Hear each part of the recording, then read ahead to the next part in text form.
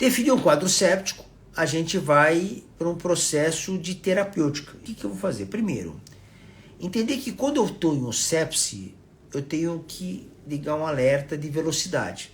É alerta, não tem jeito. Não tem infarto no miocárdio? Vocês não têm um alerta das horas de ouro, que a gente chama, né? Quer dizer, na verdade não são horas, são minutos de ouro. Você não pode ficar atrasando muito, porque a morte do miocárdio é muito grande, né? A mesma coisa na sepse. A sepse também já está bem documentado, existem estudos bem clássicos para isso. Quanto mais tempo a gente for demorando, maior a mortalidade do nosso doente em relação ao uso adequado de antibiótico. Não é só começar um antibiótico. Precisa começar um antibiótico que cubra aquele patógeno que está infectando o doente. Se eu usar um antibiótico que não está cobrindo, a mortalidade continua. Entendeu isso? Então eu preciso tomar uma decisão empírica, muitas vezes, e tratar. Como é que você vai tomar a decisão empírica de um doente desse? Vai depender de alguns aspectos. Primeiro, aspecto clínico do doente. Epidemiológico, de comorbidade. São coisas que você não pode deixar de ver. O que é epidemiologia? O que é comorbidade? Comorbidade é as doenças correlacionadas a ele. Às vezes é um doente que é imunossuprimido, transplantado, usando quimioterapia, usando imunossupressor, né? Tem doença de base grave que imunossuprime, por exemplo, demência de Alzheimer. Hoje a gente sabe que a demência de Alzheimer piora a resposta celular do doente. O paciente tem cirrose hepática, insuficiência renal crônica. São todas doenças que, de certa maneira, facilitam, pioram a progressão de infecções bacterianas agudas e fazem com que os doentes tenham maior frequência de infecção bacteriana aguda. Então, esse aspecto das comorbidades. E a gente vai falar do aspecto epidemiológico do doente. O que é esse aspecto epidemiológico? O que esse doente tem na evolução associado? Ele já teve algum processo, no caso de infecção bacteriana aguda, algum processo infeccioso bacteriano agudo recente ou antigo? Usou antibiótico previamente? Que antibiótico usou? Qual antibiótico usou? Qual o tempo que ele usou? Quando foi a última vez? Se usa isso de maneira repetitiva? Se tem alguma história de colonização bacteriana específica, por exemplo, Staphylococcus aureus, por Pseudomonas, né? Pseudomonas aeruginosa. Então, saber essas informações, são informações epidemiológicas do doente. Então, na sua história clínica, na sua anamnese, você tem que saber isso. Você tem que tirar a informação de comorbidade de maneira adequada e de epidemiologia do seu doente. Esse é um primeiro ponto que você tem que avaliar para você tomar uma decisão empírica para o paciente com sepse de maneira mais objetiva, mais adequada, né? Vamos chamar assim.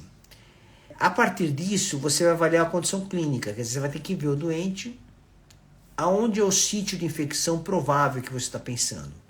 É pulmonar, é tegumentar, é meninge, encéfalo, articulação, endocárdio, depende.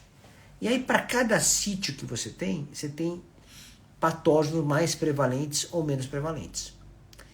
E é claro que muitos dos estudos clínicos nossos de prevalência de patógenos em doenças que você vai ter que tomar a decisão de usar antibiótico empírico estão relacionados a doentes com primeira infecção, infecção, entendeu?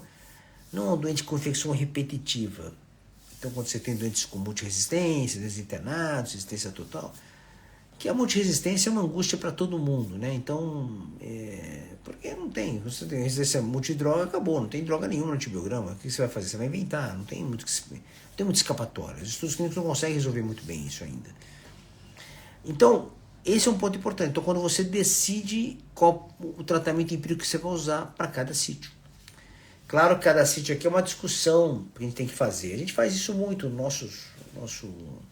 nossos alunos, a gente discute bastante esses aspectos, estudo de caso clínico, essa coisa toda, né? Mas é importante você saber que para cada sítio você deve. Vou dar um exemplo aqui. A gente vai falar em tegumento, a gente tem que estar pensando em cocos gram-positivo. Você tem que estar pensando em Staphylococcus aureus e os Streptococcus. Tem que pensar assim. Então você vai ter que fazer um tratamento empírico focado muito em Staphylococcus aureus e Streptococcus. Entendeu?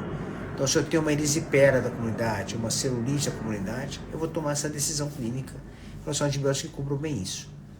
Se você tem uma comunidade, você tem uma incidência na região pouca de Staphylococcus resistentes, se tiver a oportunidade de ter essa informação, você não precisa usar de cara a glicopeptídeo, por exemplo. Você pode usar células de primeira geração, oxacilina, que são drogas boas para isso.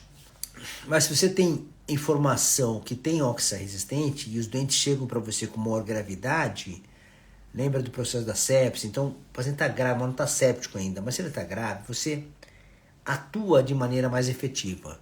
Depois você avalia e desescalona isso. Mas você trata empiricamente com drogas que vão ser mais efetivas, por exemplo. Né? Por exemplo, Staphylococcus aureus, cisinite-oxacina, você vai usar vancomicina, tecopramina, linezolida, né? Essas drogas que a gente tem no mercado aí, efetivas para isso, tá bom? É um exemplo que estou dando, mas isso vale para pulmão, para infecção urinária e assim por diante.